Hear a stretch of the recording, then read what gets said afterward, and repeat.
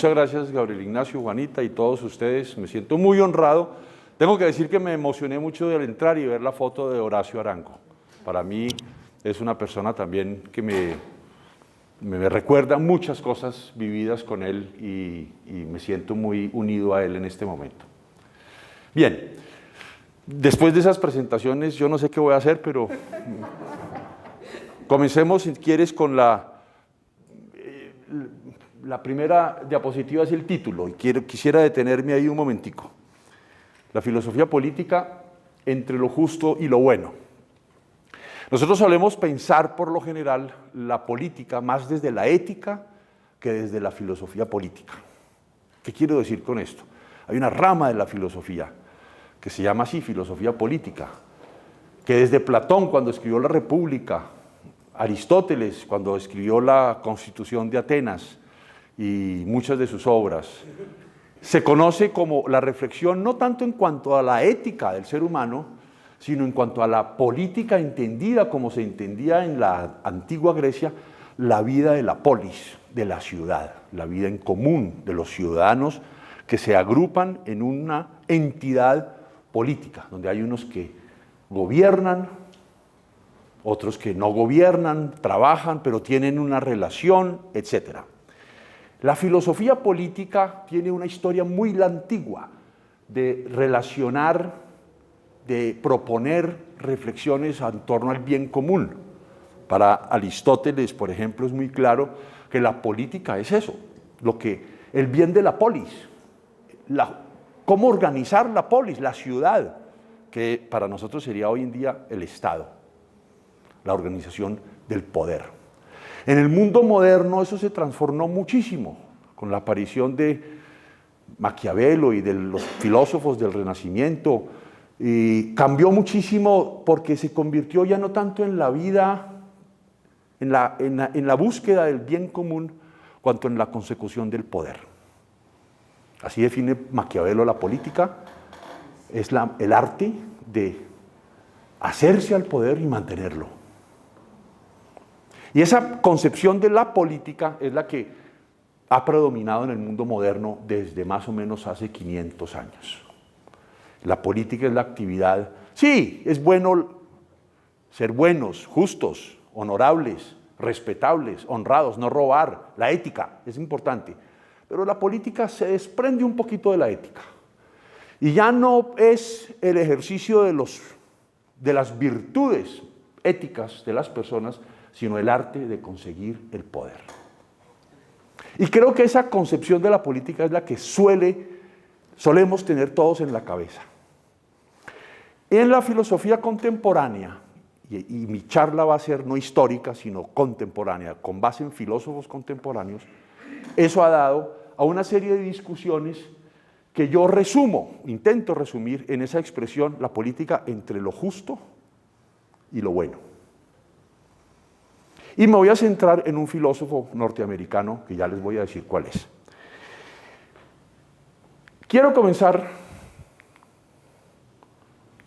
pero esto no avanza, no sé por qué.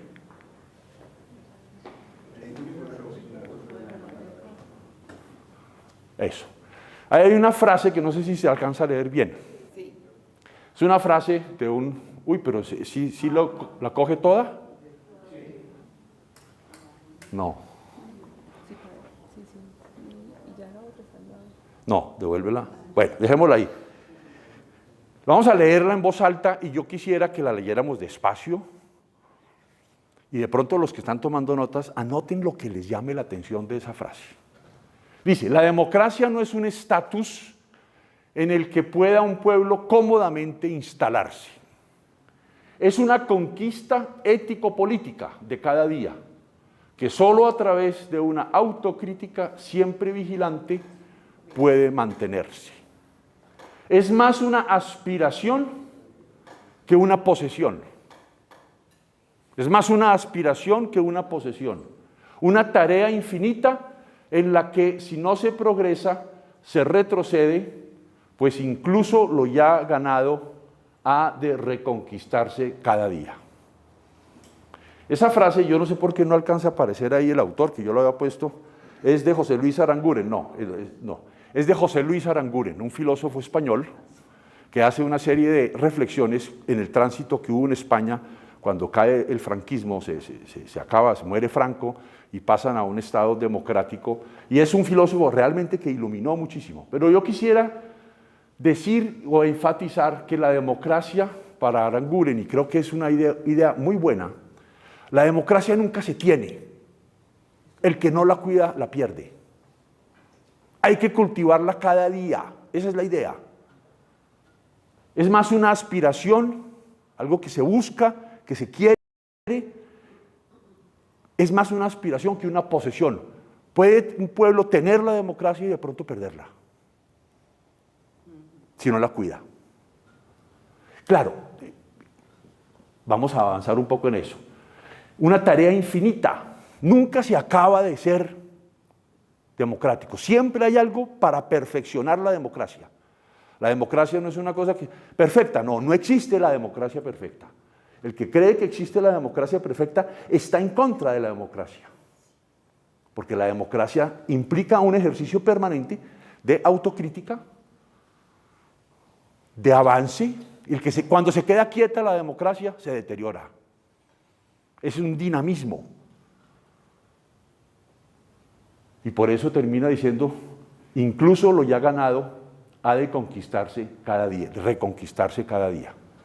La democracia es una tarea permanente. ¿Por qué comienzo con esta frase? Porque creo que hacia allá vamos a hacer un giro partiendo de un filósofo norteamericano que es John Rawls. Ahí está. Aquí. John Rawls es un filósofo norteamericano.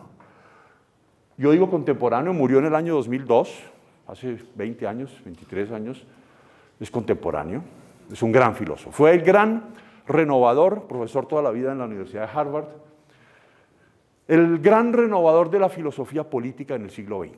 Cualquier historia que ustedes lean de filosofía política en el siglo XX dicen el gran punto de la renovación es este pensador norteamericano que en nuestro ámbito es menos conocido, pero a nivel mundial, global, es muy conocido y muy discutido. Él escribió básicamente 3 libros, ahí están mencionados, los más importantes, escribió muchos más, pero el más importante de todos es indudable el primero, Una teoría de la justicia, publicado en 1971. Ese libro revolucionó la filosofía política, ahorita vamos a decir por qué. Segundo es Liberalismo político del 93, fíjense que pasaron muchos años. En Liberalismo político Rawls trata de responder a la multitud de críticas que le llegaron a su libro. Multitud de críticas, de comentarios, de interpretaciones. Y como decía alguien, el que no hable de John Rawls hablando de política, tiene que explicar por qué no lo hace. Tiene que explicar por qué no lo hace. Porque realmente puso temas para entender la política que uno dice, caramba, aquí hay que detenerse a pensarlos bien. Finalmente escribió o publicó, después de su muerte, un libro que se llama La justicia como equidad, una reformulación, quedó incompleto, se publicó póstumo, donde hace como una síntesis final de su obra. ¿Por qué es importante el pensamiento de este filósofo Rawls? Yo pongo ahí las razones por las cuales es importante. Porque es una alternativa a la filosofía política dominante en el momento.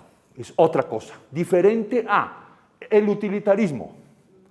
El utilitarismo es un pensamiento filosófico que concibe el Estado y concibe la política como el encargado, el responsable de maximizar el bienestar humano. Maximizar, como decía Stuart Mill, su fundador, es maximizar el placer y minimizar el sufrimiento.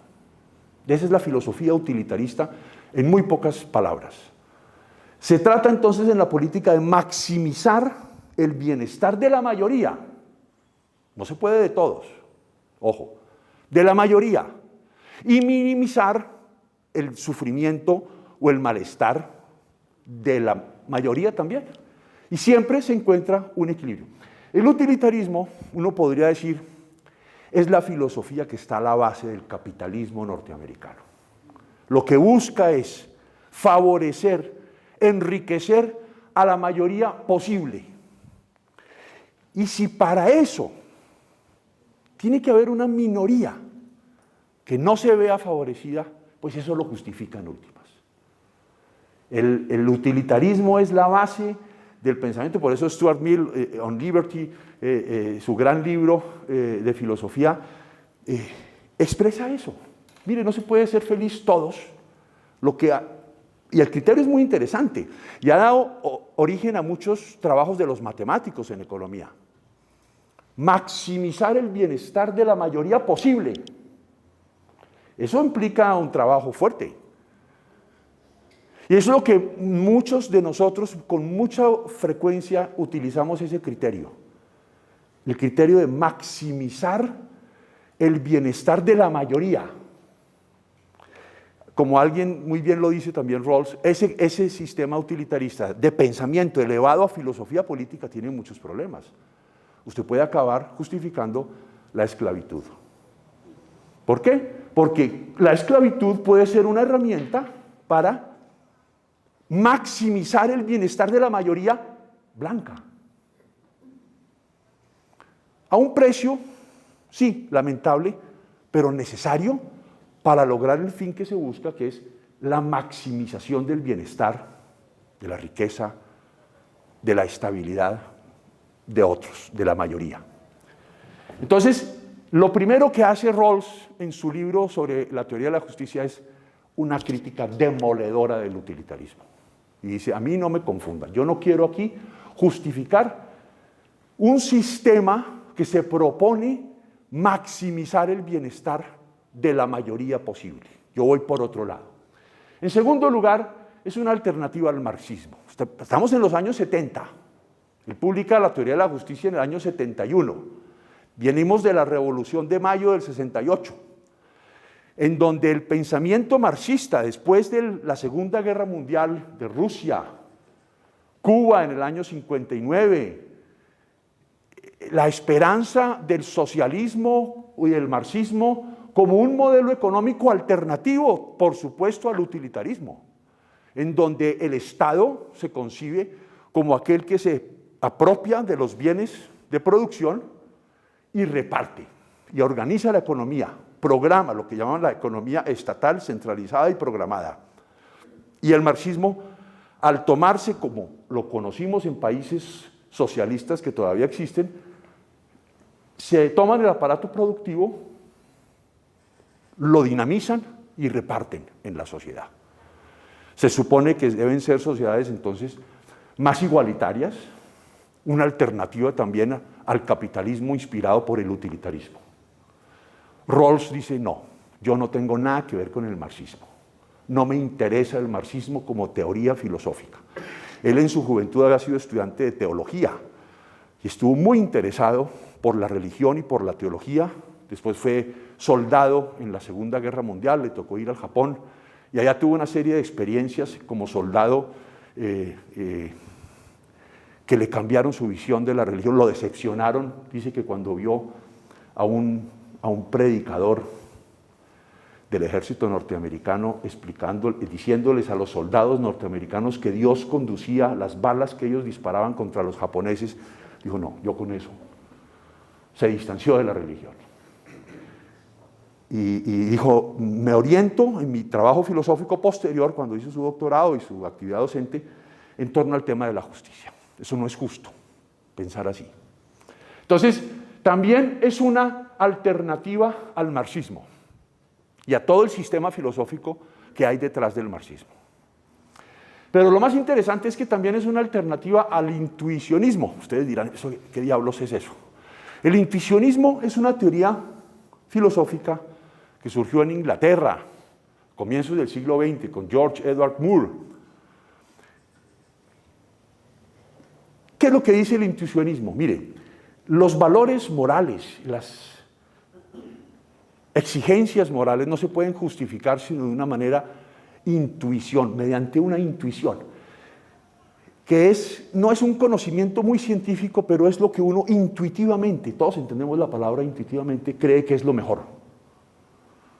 Y habían montado, muy cerca a lo que llamamos el emotivismo moral, habían montado toda una filosofía para justificar que en temas de discusión sobre la justicia, los temas de la justicia se podían resolver de una manera intuitiva.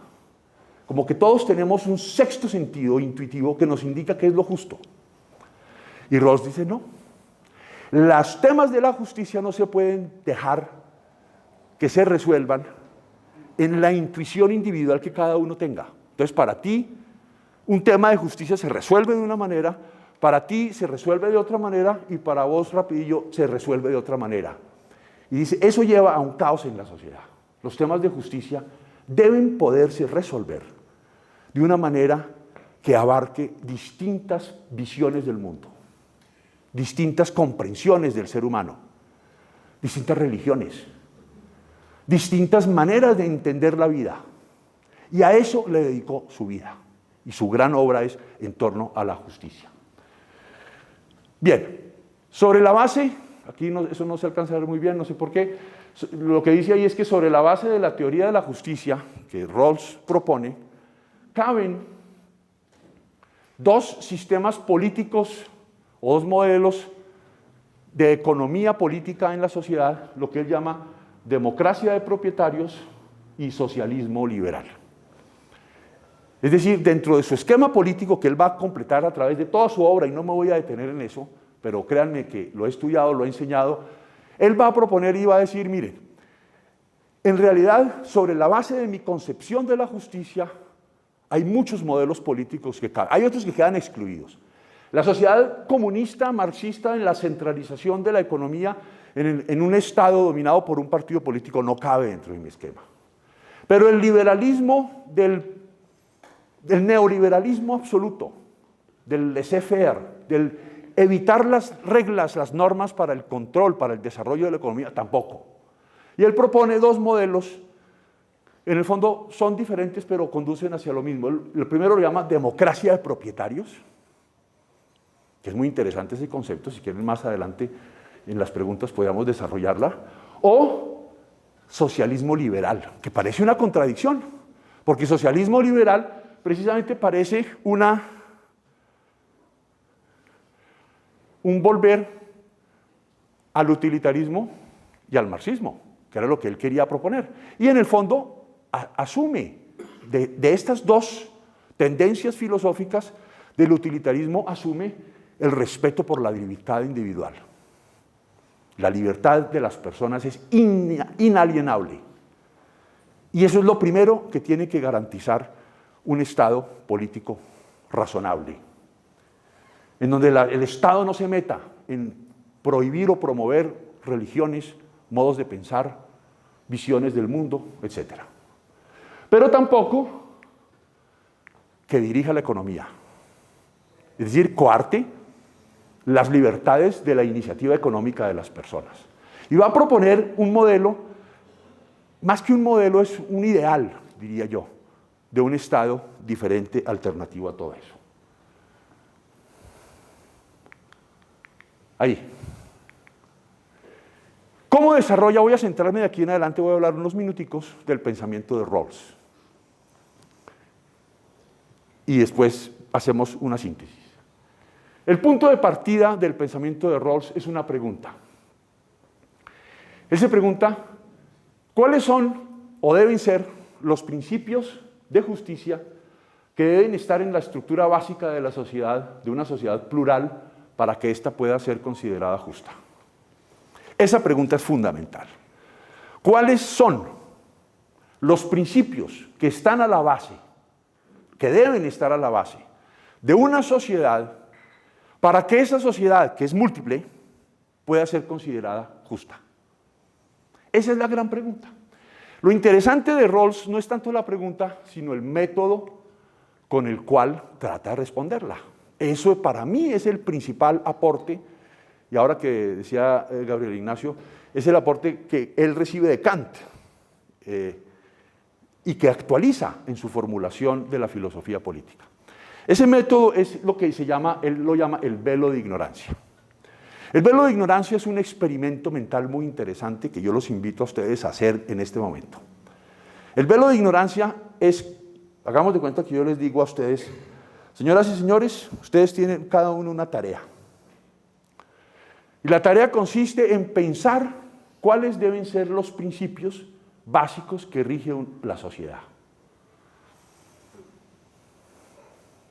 Y para eso, ustedes van a utilizar un velo de ignorancia. Y es como ponerse, cerrar los ojos y olvidarse en esa sociedad en la que van a vivir ustedes. Olvídense de que son hombres o mujeres, olvídense de que son católicos o judíos o protestantes o musulmanes o ateos. Ignorancia sobre todo lo que son sus grandes concepciones del mundo. Ignorancia sobre si son ricos o pobres. Ignorancia sobre si son de una minoría o de una mayoría cultural. Ignorancia de si son inteligentes o bruticos. Ignorancia de si son blancos o negros, ya lo dije. El tema religioso es muy importante. Olvídense de si ustedes tienen o no tienen una religión. ¿Y cuál? No.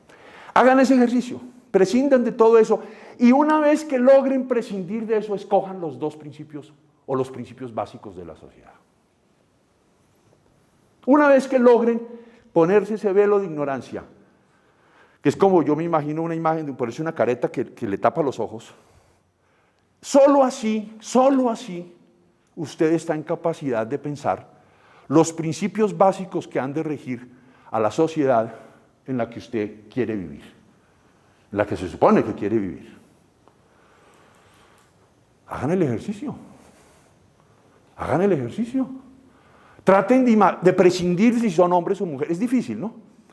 Pero uno prescinde de si es hombre o mujer, católico, protestante, ateo, judío, musulmán, indígena. Prescinda de eso. Prescinda de si usted es blanco o negro. No, prescinda. Es una abstracción, por eso es lo kantiano. Ahí está lo kantiano del imperativo categórico. La abstracción. Prescinda de las condiciones materiales, culturales y económicas que constituyen su vida, sus intereses religiosos, económicos, políticos. Prescinda de eso, enciérrelo, déjelo afuera. Y en ese momento, solamente en ese momento, trate de pensar qué principios deben regir la sociedad. Tremendo ejercicio. Difícil. No es fácil. Y es un experimento, no es un juego, pero puede parecer un juego, pero es muy importante ese ejercicio. ¿Por qué? Porque usted está escogiendo principios de justicia universales, no para usted, no para su religión, no para su grupo étnico, universales, para todos.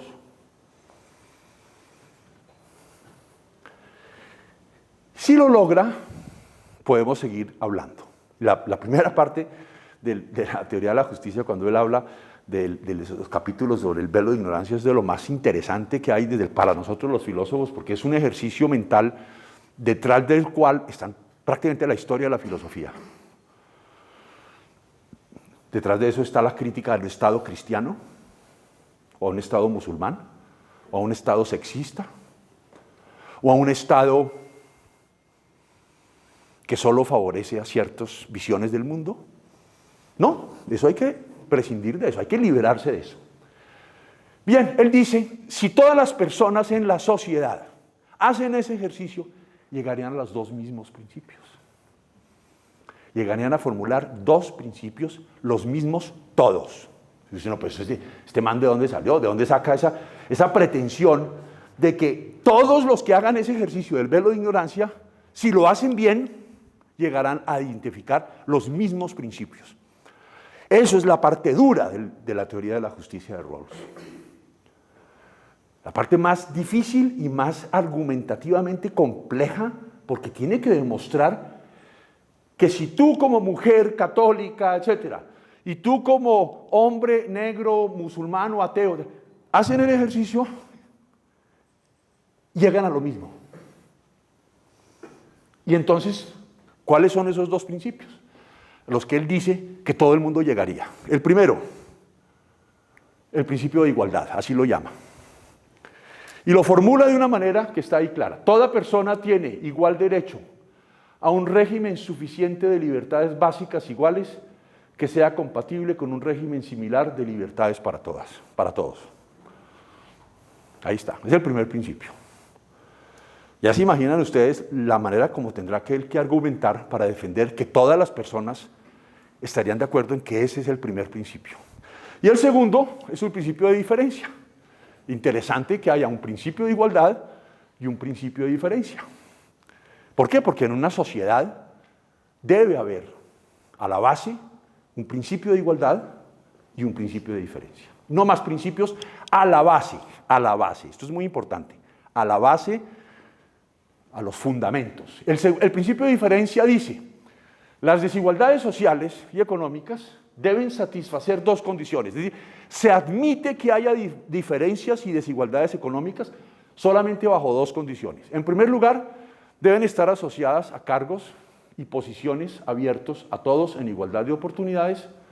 En segundo lugar, deben suponer el mayor beneficio para los miembros menos aventajados en la sociedad.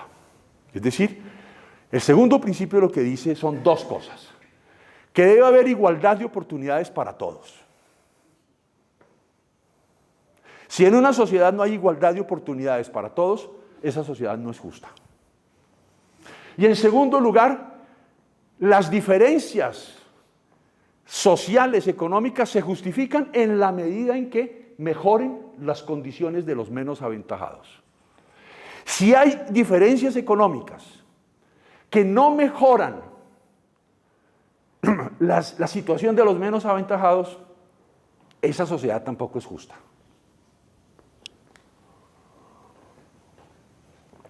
El principio de diferencia, en últimas dice,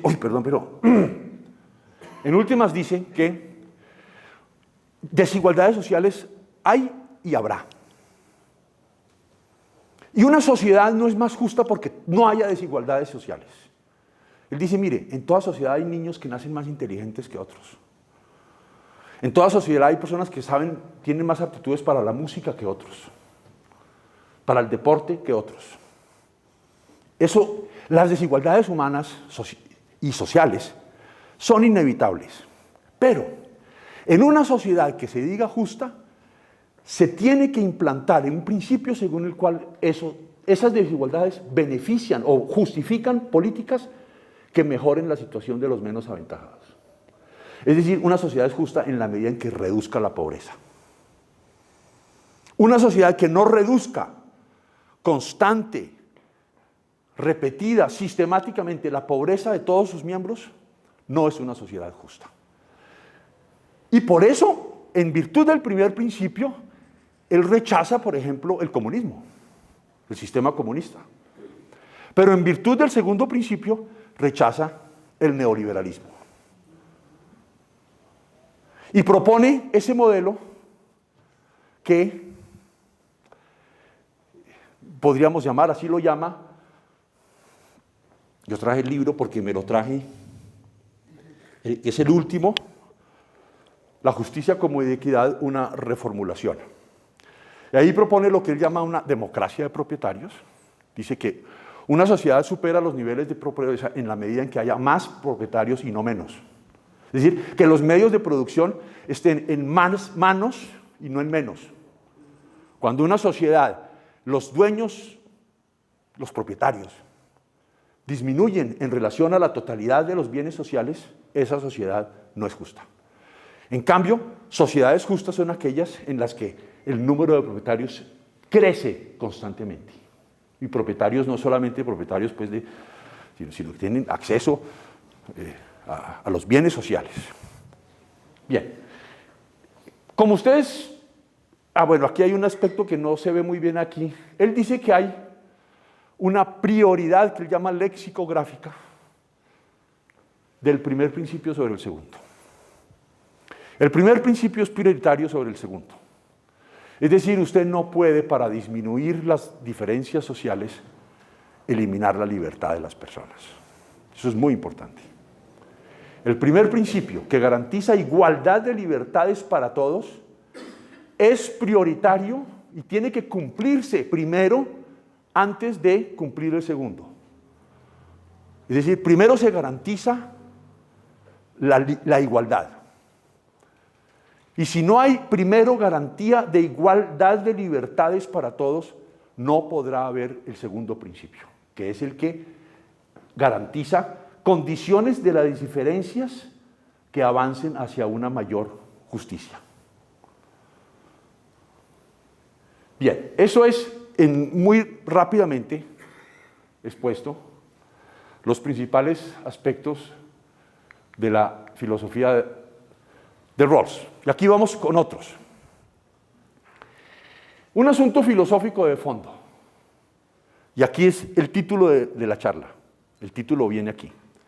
Una sociedad moderna, o sociedades modernas, han de poder ponerse de acuerdo en una concepción compartida de lo justo que no dependa de una concepción compartida de lo bueno. Esas son de esas frases que uno lee y vuelve a leerla y vuelve a pensarla.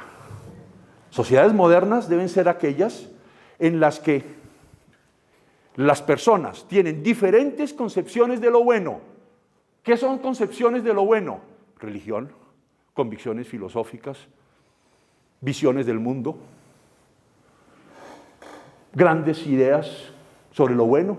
El budista cree que lo bueno pues, es la reencarnación. Perfecto.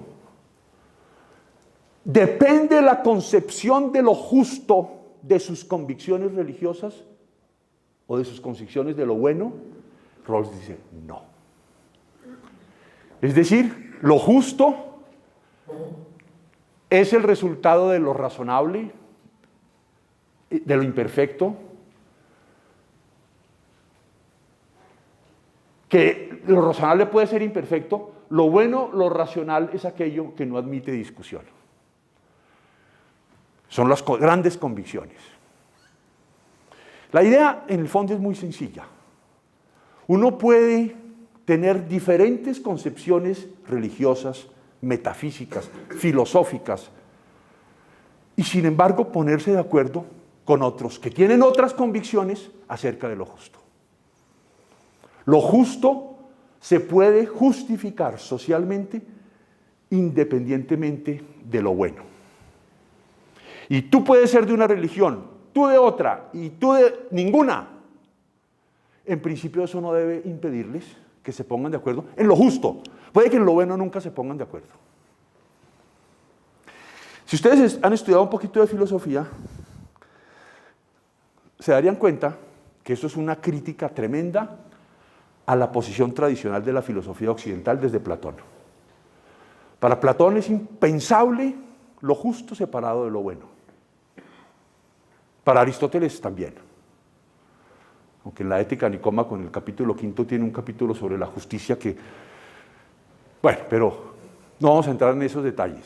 Pero ciertamente, en la tradición filosófica occidental, lo justo y lo bueno, especialmente en Platón, son absolutamente inseparables.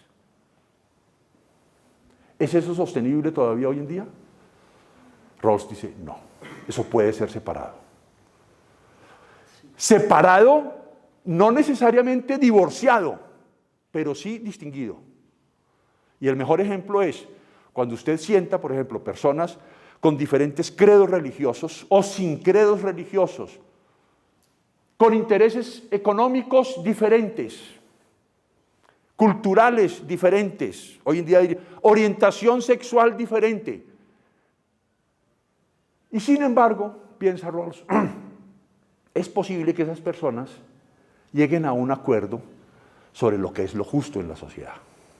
Y por eso, dice él, cuando uno se pone el velo de ignorancia, todos llegarán a esos dos principios. Primero, van a querer que se respete su credo en igualdad de condiciones que se le respeta el credo a cualquier otro. Nadie va a querer, con el velo de ignorancia puesto, nadie puede querer que su religión en esa sociedad justa e ideal tenga privilegios. Nadie. Si lo piensan así, es porque no se han puesto bien el velo de ignorancia. El que se pone el velo de ignorancia sobre los ojos y sobre la mente, sobre todo, y sobre el espíritu, porque también habría que prescindir de los afectos. Uno no solamente cree en una religión con la cabeza, uno cree en una religión con el corazón. Y tiene que suprimir o meter dentro del velo de ignorancia eso tan fuerte en el corazón. Eso que siente un mexicano cuando ve a la Virgen de Guadalupe. Se siente una emoción y una conmoción. Yo estuve una vez en México, en el santuario, el Día de la Virgen de Guadalupe, en diciembre. Yo no podía creer lo que yo veía. Ese apasionamiento, identificación afectiva con la Virgen de Guadalupe de muchos mexicanos. Bueno, extraordinario. Rawls le diría, hermanito, qué pena, para pensar los principios básicos de la justicia, usted tiene que poner en el velo de ignorancia todos esos sentimientos y entender que por más devoto que usted sea de la Virgen de Guadalupe, para pensar la estructura básica, justa de la sociedad, tiene que pensar en los que no creen en la Virgen de la Guadalupe, o no la aman, o no la quieren. Y eso no es fácil. Eso no es fácil. Y ese es, digamos, él piensa, es la entrada del mundo en la sociedad moderna. Rawls cree que a buena parte del mundo, y él pone en primer lugar a los Estados Unidos, no han entrado en el mundo moderno. Tienen modernización, pero no modernidad en el pensamiento. Bien. Entonces, la política, repito, lo justo es el resultado de lo razonable, imperfecto. Lo bueno es el resultado de lo racional o de lo afectivo, que no admite discusión. La política se desarrolla en torno de lo justo, no de lo bueno. Desarrollar la política en torno a lo bueno es sembrar violencia. Porque es decir, el bien común solo es posible desde mis convicciones religiosas o filosóficas o cosmológicas. El bien común solo es posible desde ahí. Y quien se pone en esa situación va a tratar siempre de imponer su visión del mundo a los demás. Dentro de lo bueno, ya lo explico un poquito ahí, caben los llamados grandes metarrelatos que los filósofos posmodernos tanto critican. La ética de Máximos, que llama Adela Cortina. Las convicciones religiosas, filosóficas. Incluso él dice, incluido el liberalismo como sistema filosófico, también es una concepción de lo bueno. Y también, también a los liberales hay que ponerles su velo de ignorancia. Es decir, todo aquello que le da sentido a la vida. Todo eso que le da sentido a la vida debe ser puesto en cuestión, porque es lo que le da sentido a mi vida, y de pronto no es a tu vida lo que le da sentido. Si a lo que a tu vida le da sentido es algo diferente, ¿cómo voy a basar yo, cómo voy a fundamentar yo los principios básicos de la sociedad en los que le da sentido a mi vida? Estoy desconociéndote a ti, si tienes otra concepción de la vida. Hay un importante concepto que es el del consenso traslapado, el overlapping consensus, que es fundamental en la teoría de Rawls. Dice, entre diferentes concepciones de lo bueno es posible ese consenso entrecruzado en el que lo justo puede ser respaldado por diferentes concepciones filosóficas o religiosas. Ese overlapping, traslapado, es un consenso en donde ustedes de sus convicciones filosóficas o religiosas y yo desde las mías, siendo muy diferentes, pensamos en el fondo lo mismo sobre la justicia. Podemos llegar a pensar lo mismo. Y eso es evidente. ¿Quién niega que hay cosas de valor ético universal? El que no se debe matar, el que no se debe robar, el que no se debe mentir. Son cosas que distintas religiones pasan por ahí. Pero una cosa es que las distintas religiones pasen, por ejemplo, incluso distintas filosofías. Y otra cosa es que eso proceda de una concepción de lo bueno que debe ser impuesto a los demás, ¿no? Por eso es muy importante ese consenso en donde diferentes concepciones de lo bueno, siendo diferentes, coinciden. Eso supone, por supuesto, un cambio en las actitudes religiosas religiones tolerantes de la diferencia y filosofías. Cuando él habla, él es muy claro, sobre todo en el último libro, dice, la gente cree que yo le estoy poniendo un cerco a las religiones. Dice sí, pero también a la filosofía, como concepción del mundo secularizada. Porque también puede haber una ideología de la secularización que impone, por ejemplo, sus propias creencias al resto de la sociedad con respecto a temas tan complejos como matrimonio igualitario, adopción de niños por parejas homosexuales, en donde muchos perciben que eso que los sistemas liberales tanto promueven, en el fondo, es una imposición de una visión del mundo, no religiosa, pero sí filosófica, liberal. Y es el liberalismo como ideología. Y él es muy claro en decir, no se trata de imponer el liberalismo. Por eso su formulación es un liberalismo socialista o una democracia de propietarios. Y finalmente, la idea de Rawls es que una sociedad bien ordenada es algo más que una sociedad eficiente.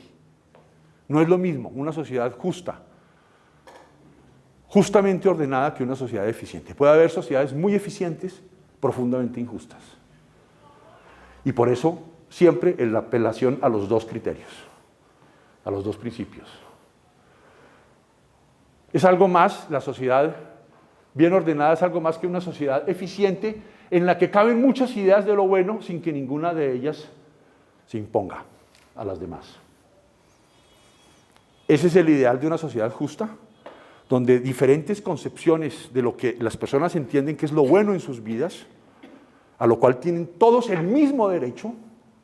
Ninguna religión en una sociedad justa tiene un privilegio sobre otra, ninguna cosmovisión tiene un privilegio sobre otra, y en eso nosotros los católicos nos cuesta mucho, porque venimos de tradiciones en las que, pues, no nos digamos mentiras, una visión cristiana, católica del mundo ha sido la que ha funcionado.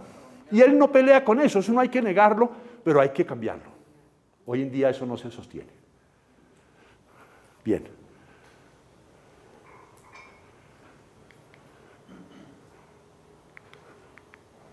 Ahora volvamos a leer esta frase de Aranguren. La democracia no es un estatus en el que pueda un pueblo cómodamente instalarse. Es una conquista ético-política de cada día que solo a través de una autocrítica siempre vigilante puede mantenerse. Es más una aspiración que una posesión, una tarea infinita en la que si no se progresa se retrocede, pues incluso y lo ya ganado ha de reconquistarse cada día. Es lo que él dice, por ejemplo, en muchas sociedades han conquistado la libertad y después la pierden. La pueden perder. Nunca es una conquista como algo que no me pueden quitar, ¿no? La vida social y política es así. Es un ganar y también perder, es un avanzar y también retroceder. Es un dinamismo, nunca es un estado en donde se puede conseguir. Yo creo que uno lee, por ejemplo, acontecimientos como, a mi juicio, yo no quiero imponer eso a nadie, el fatal gobierno de Trump en los Estados Unidos, interpretado por muchos como un retroceso, como una posibilidad de perder la libertad, perder la democracia. Donde un Estado que ha sido tradicionalmente acogedor de migrantes, italianos, judíos,